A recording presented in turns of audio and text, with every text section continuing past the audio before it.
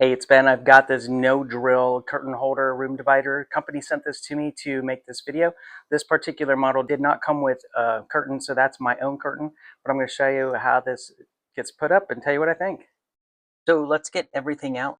There are instructions for this, but it's fairly straightforward. So the basic concept here is that all the metal pieces thread together, and this is good heavy duty metal, so it feels very sturdy, and like it's not going to bend or bow too much.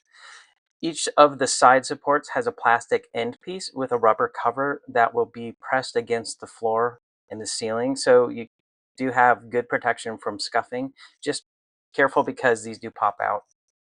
There is a piece with a spring-loaded tab, so this will go on the top of each of the side poles, so you can make fine adjustments to the height.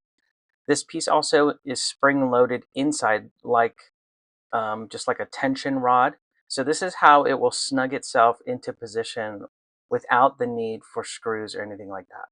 The crossbar is held on with this clamp. This slides over the bars wherever you want to place it and can tighten down.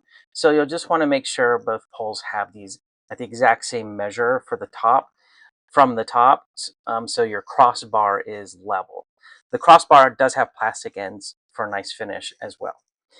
With everything in place, the crossbar presses down into the clips on both ends, and that's pretty much all there is to it. So here's the final results. This is great for a temporary or even long-term room divider, a wall covering, even covering your windows.